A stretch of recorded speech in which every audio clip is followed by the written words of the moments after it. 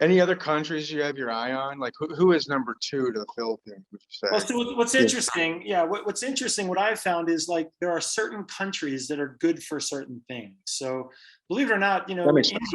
India is really good with mathematics and accounting. I don't know if Yep.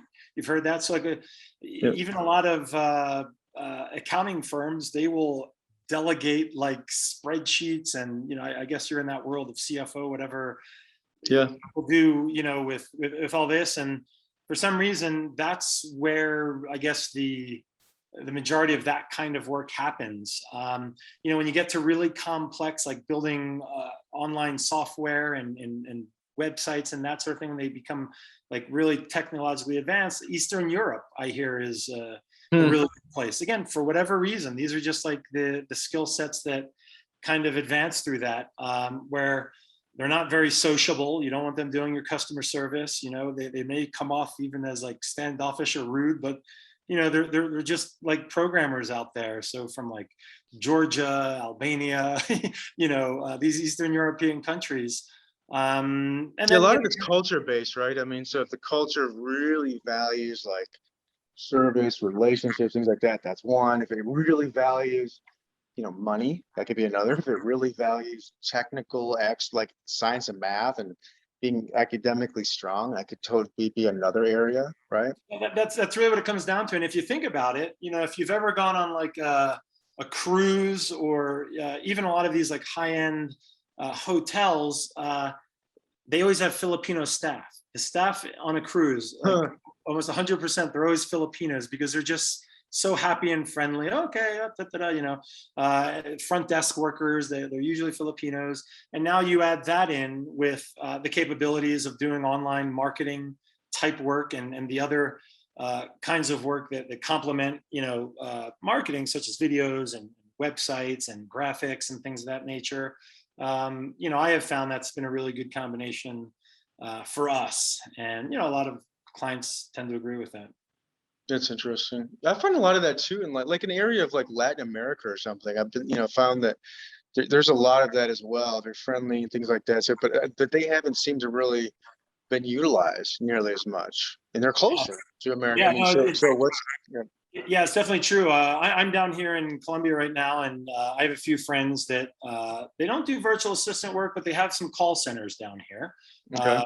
So English, a lot of times you'll have people who lived in the U.S. and then they moved back here.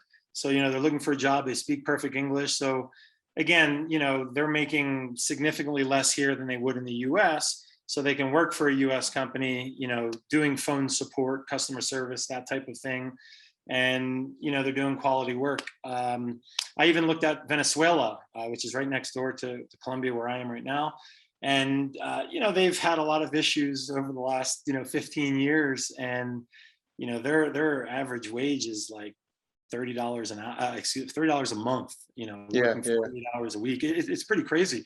So I even know people that are hiring virtual assistants Mm. from Venezuela. They'll pay them significantly less, but some of the issues you're dealing with there are electricity outages, internet outages. The lights aren't working, computers not working, all these different things that you deal with. So, again, we as business owners, we have to make choices. Is it worth it? In fact, I have Yeah. a friend. He started a virtual company doing teaching Spanish, and he was hiring out of Venezuela. And then he found that there was just too many interruptions because of quality of connectivity. Yeah. He stopped hiring out of Venezuela. And I've got a couple of other friends. They hire some random virtual assistants out of Venezuela, and they say, yeah, all these issues happen, but I guess some of their work is not mission critical. So they'll just, they don't need it today. They don't need to talk to them as long as it gets done in a week or something. And that's fine. I think for all of us as business owners, we just need to find a solution that works for us. It's I almost like like the specialization of labor type concept, right? I mean, it's like, look, it's good for some people, it's not good for everybody, right? That kind of skill level, or every country has different barriers and different skill sets, different cultures, right? So it's about getting the right fit. Yeah, I mean, you would even deal with the same thing if you're located in any town USA. Oh yeah. and you've got different levels that you're hiring for. It's like, where do we find these people, and how do we bring them on board, train them, and compensate them, all the above. I mean, we all have to make these decisions, and hopefully we spend less time on them. I mean, I can tell you that was my big driver on like finding a company like mine, which is just, someone please help me. I have all these roles I need to find and fulfill. I just need to get so much work done, and I'm buried. I'm buried doing the stuff that I need to focus on. I don't even have the time to worry about this other stuff. Yeah. And, that's, yeah, for sure. Yeah, that's where we come into play. Well, hey, so we're kind of running out of time here, unfortunately. But wanted to say kind of lastly, if I'm watching this video and listening to two of us, and I am intrigued and want to find out more about just outsourcing in general, what's a logical next step for me to take to kind of keep going? Yeah, that's so one, if you're watching this and you're like, okay, wow, outsourcing might make sense. I mean, I need to get stuff done, and I'm worrying about all this stuff that I shouldn't be, because we as business owners, it's like, focus on what you do best and find people and technology to do all the other stuff. That's how we build our businesses. So my company is Supreme Outsourcing. I'm always happy to talk to anybody, even if you're not a client, just kind of advise you on the direction that you take. You can go to our website and fill out a form. I'm happy to talk to you. There's other companies out there that provide similar services that we do. There's websites where you can find people, but the most important thing that I found is hiring people that other people that you know and trust have worked with in the past. Like that's kind of like the foundation behind what we do. That's how we hire. That's how we keep on good people. And even if we're not talking about outsourcing and you're just talking about bringing on employees, it's like when you have someone that like vouches for them, it's like, look, I know you, you know me, we know each other. You've got to do this thing. You've got to hire this person, or this person's great, and you're looking for that specific thing. It only makes sense to talk to them. So yeah, I would agree. Yeah, I mean, the next step I would say is keep moving forward in that process. So if you are watching this and you haven't yet hired someone remotely, or you have stuff, I always used to have all this stuff that I wanted to do. Oh, I've got this idea. I want to launch this, new process or product, or this new venture, whatever it was. I just didn't have the time to get around it. But you can move real quick in today's world. It's 2021. This has been going on for well over 10 years, where you can hire people. It doesn't matter where they're located, to get stuff done for you quick, to get it done at a really high quality, and for you to spend time on really what matters most to your business.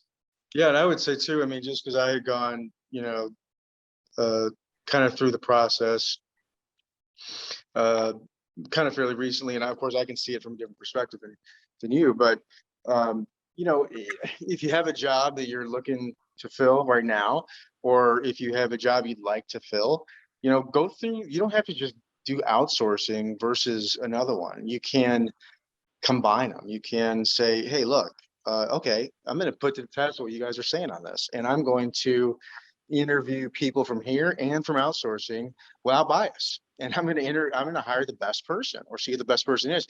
I think if you did that, you'd be surprised how they stack up next to each other. I think you'd have a hard time deciding, and I think if you just take the whole outsourcing bias and everything out of it, you'll see that the bias you might have is probably not warranted, right? Because they do match up and they compete with anybody. So, that would be my advice too, is you don't just have to jump ship and do all outsourcing. Combine them and see how they compare. And the next time you go the process. I agree with that wholeheartedly. And whether you're hiring internally or externally, insourcing, outsourcing, in the country, out of the country, again, that foundation that really sticks out for me is hire people that other people that have vetted already. You do your own vetting, you do your own interviewing, you do your own training, all that good stuff. But get a leg up, and rather than just looking at these blind resumes, which I was doing for years, let other people that you trust do the vetting for you. So by the time they get to you, they're already highly qualified. Amen. Amen. All right, man. Anything else you want to say before we cut off? I think it's been great. That's it, man. I definitely appreciate you having this conversation. Hopefully it turns into something. If anybody's inspired to watch this, I'm happy to have a conversation with them. I'm sure link is in the details, or Yeah, supremeoutsourcing.com. we'll put your website in there and stuff and how to get a hold. And if we get comments, stuff like that, we can always do a follow-up for some other things. So I encourage anybody to put whatever comments, questions you have in there. Louis is very, very responsive, and I think he has a lot of passion for what he does. So if you have questions, we'll get them in there. We'll get them to him. But yeah, man, thanks. This has been good. And I'll work hard to make this thing, really flow, and I'll get it in front of as many people as I possibly can. That's sort of my thank you to you for doing the video. But yeah, man, thanks. Thanks for all you do. Thanks for the service that I get. Thanks for your time today. Yeah, cool. Well, thank you very much, Dan, also. And I'm sure we'll talk soon. All right, man. Bye-bye. Take care. Have a good one, man. Take care. All right, see you. Bye-bye.